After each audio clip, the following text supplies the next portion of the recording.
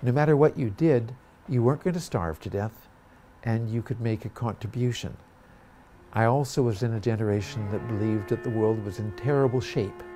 We perhaps could do something to change the world to make it a better place.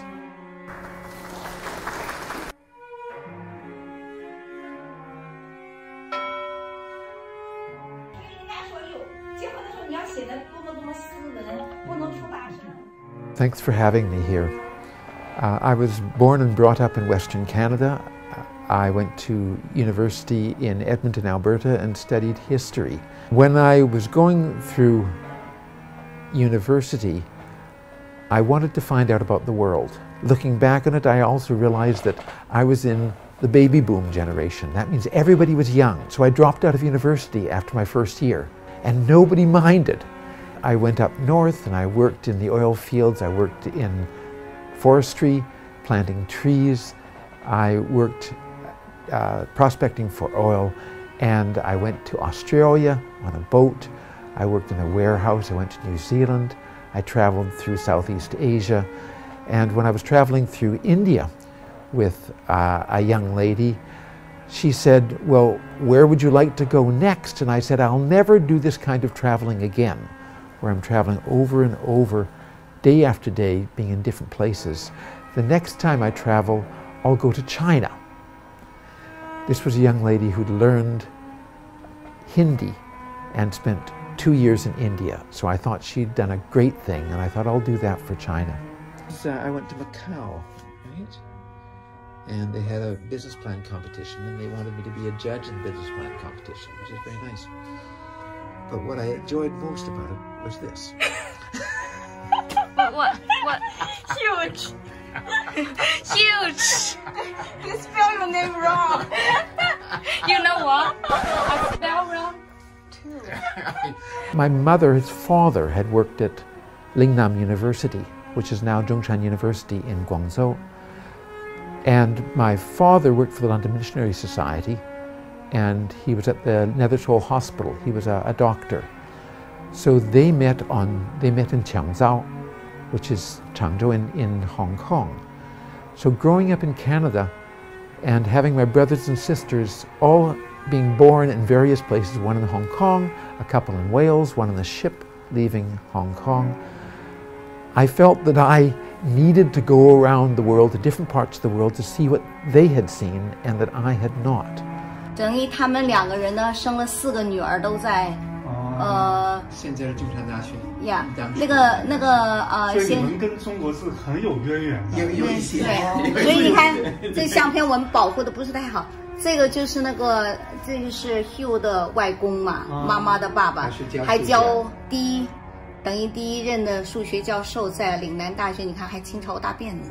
哇，对不对？他是08年就去了。然后那个相片呢，那个小女孩就是 Hugh 的妈妈，然后呢，这个是他的外公，这是孙中山，孙中山在岭南大学的，所以这是大学印出来的，所以这是他的外公。然后这是 Hugh 的爸爸，这是 Hugh 爸爸最年轻，都是做医生的。I also felt that China was very much a part of my background. There was nothing that made my mother more happy than talking with Chinese in Western Canada in the 1950s.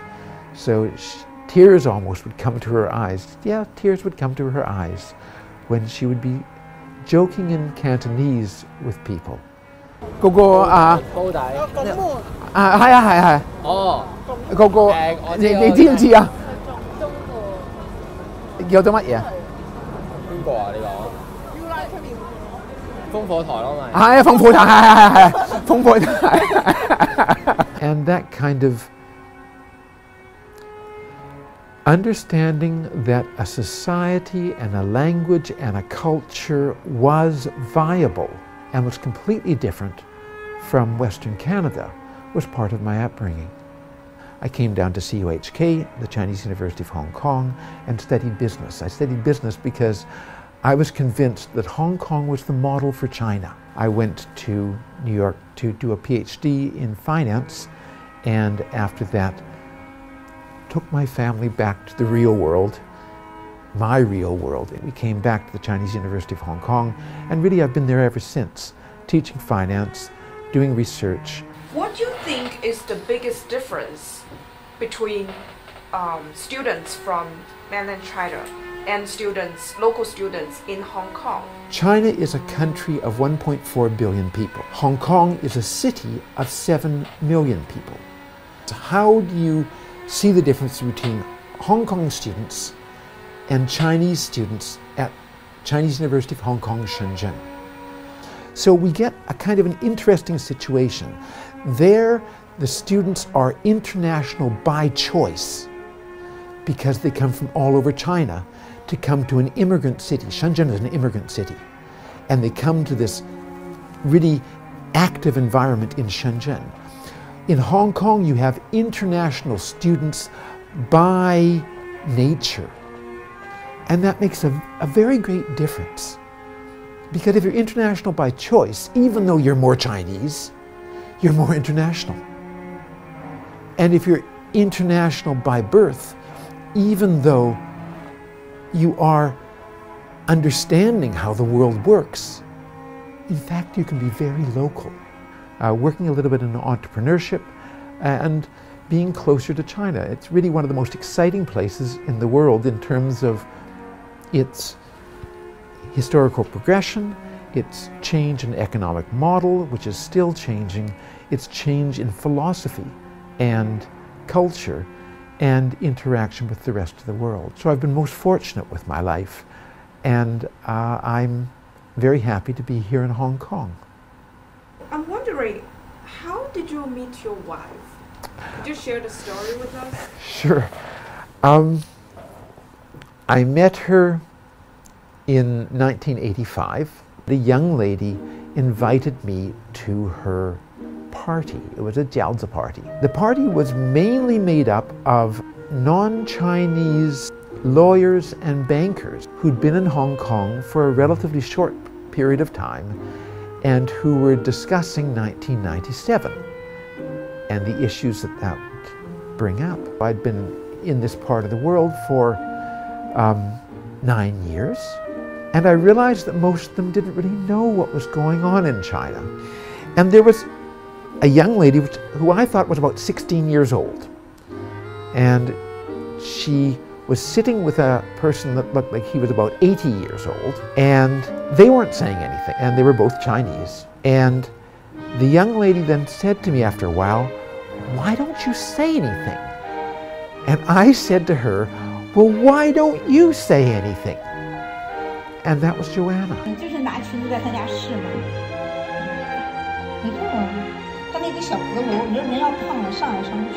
I then went to the kitchen and was taking out some noodles from a pot, and she complimented me on my ability to use chopsticks to take noodles out of a pot, and I said something about her abilities, and then I said, "These are the worst jiaozi I've ever tasted." 从哪儿开始啊？就我们聊一聊那个 party 之夜。对，先讲一下那个 party 吧。刚刚讲到 party 了，我们非常有兴趣。林先生看到你用筷子夹不起粉丝，那你？因为那个饺子特别难吃，是牛肉馅儿的，而且也没有菜，真是超难吃，从来没吃过那么难吃的饺子。So the skin was thin, and the beef was like hamburger meat. And I said, "These are the worst jiaozi I've tasted in my life." And my wife, not my wife then, but my wife-to-be said to me, "I know how to make jiaozi." 他在那儿，他用筷子用得好利落，用筷子把粉丝夹给我，我一吃惊，我也不知道当时讲英文呢还是讲的什么，然后他用中文一答复，我更吃惊了，我说哟，怎么讲得那么好？ And I thought, okay, but I didn't really think much. So was it love at first sight? No, because I thought she was 16 and I was in my 30s. 我说哎，那么多人都在讲这些高谈阔论的，你怎么不发声啊？你怎么不说呀？他来一句，那你咋不说呀？哎，我说，因为我以为人家都看不起我呢，他还挺看得起我的，所以我挺开心。然后这才本来觉得闷闷的 party， 突然就感觉到有一点，好像闪了电了一样。But she gave me a call later And she invited me to her place where she was staying with her grandfather. And it turned out she wasn't 16. It turned out that she was 23. 但我心里头从来没有想去交男女朋友。对他嘛，好像觉得他挺老实的那个样子。我就问他，哎呦说呀，人家请我跟我爷爷，我那天又是情人节我说你有朋友约你吗？他说没有。我说那好极了。And then our courtship began that evening. One of these Chinese New Year parties where nobody knows anybody and everybody's eating. We sat beside each other and I know it was rude, but we were only doing it to each other. We joked about the people around the table. And I haven't had so much fun talking with a young lady in my life before that point. 哇，两个人开心的不得了，他也笑的那个肩膀都那个好像老是耸肩那样笑。哎呀，我就觉得这人怎么那么爱笑啊 Too much. Too much. We see a difference. Right, that's a different guy. False news. That's right. Move. Kentucky Fried Chicken, right? 反正就突然给我生活上突然点亮了一点。 So it was love at second sight. And really, after that, she said she didn't want to get married. She just wanted to have fun. Well, girls just want to have fun. So I pushed fairly quickly for a marriage in our courtship. We were married by August. That was February. 就好像就缘分吧。后来没想到今天真正是我们35周年耶！就那一天，就真是他认为就定身了。 他说定了终身了，我也觉得有点奇怪。就2月14号啊。So from February to August was fairly quick, but I thought if I don't strike while the iron is hot, I'll lose her, and I didn't want to lose her, and I'm very happy that I made that decision. I have advice for people that want to have a cross-cultural marriage, and the advice is don't. If you can avoid it, but if love takes you there, good luck. And I actually mean that because it can be very, very enjoyable. There can be a lot of conflict, but it's been a tremendous marriage that we've had, and I'm really happy that I've married my wife. 在乎的就是一个互相心里头能体贴。那个时候，当他在当学生的时候，我特别省钱，特别小气。然后呢，他说他有一次圣诞节，他给我带回来一个音乐盒。 哇，我就好生气啊！我说你干嘛花那个钱买这个？后来我就哭了，知道为什么？因为他把钱省下来。对，他把他每天喝咖啡的钱省的买的。所以我想我这辈子肯定不可能离开他。对。But if somebody just wants to go into a marriage to try something new, with a different culture, my advice would be don't do it. I was 9 years into Chinese culture by then. I wasn't looking for a Chinese. I was looking for a young lady with whom I could spend my life, who would be devoted to me and I to her, and I found one. 生活就这样。生活就这样。我是总的讲，我特别服气。是不是？那么他给我带来的，你刚才你们都听到了。对。那么 you can't make this stuff up, right? It's been very enjoyable. 那么没有他，我没有那个 enjoyment.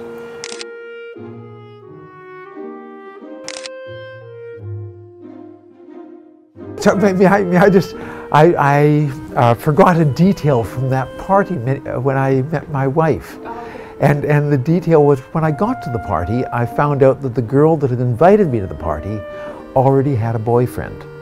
And so I was tremendously disappointed and sort of withdrew to one side and decided that this party was a waste of time.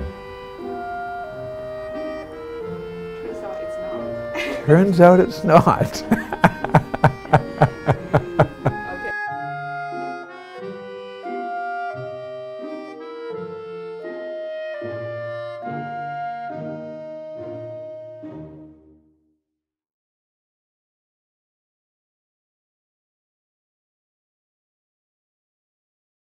In 1934, S.I. Seung wrote and co-directed the play Lady Precious Stream, which ran for the next 2 years in over 900 performances on the Strand, in the West End of London, and another 200 performances on Broadway in New York, thrusting S.I. into the limelight.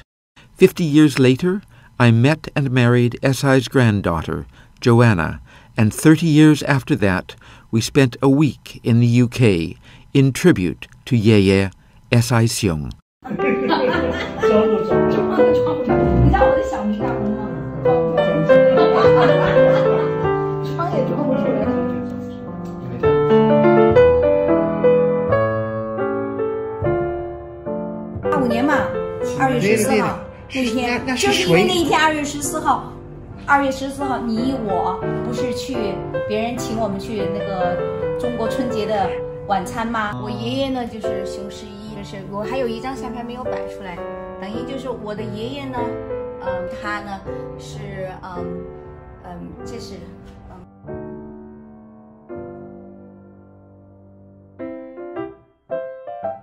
S.I. had done what no Chinese had done before.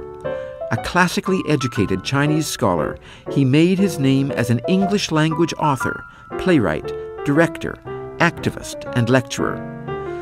Lady Precious Stream, in London's West End, had entertained Queen Mary, and on New York's Broadway, Eleanor Roosevelt, the wife of the President of the United States. The play had captured the imagination of critics, writers, academics, and common people. S.I. had reached the top of Western and Chinese societies. S.I., the only Chinese on stage, was the honorable reader, the narrator of the play. Soon after I met S.I.'s granddaughter Joanna, my father, Alan Thomas, told me of his vivid memory of S.I. Seung in 1936, when, 80 years ago, my Uncle Jeff had taken my father to see Lady Precious Stream.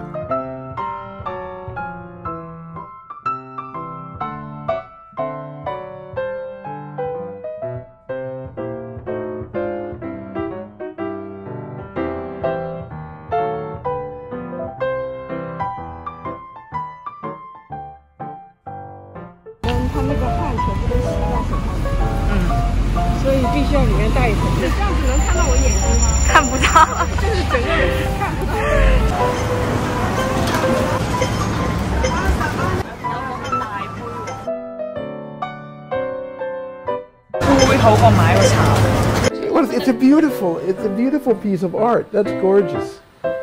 I will use this. Yes, right? This is very nice. I do drink tea with my wife, but we tend to drink non-caffeinated tea. Yeah. So I will enjoy drinking that with my wife. Thank you very much. We can see that you love drinking tea. Yes, that's right. This is teacup. Ah, they're beautiful. Wow.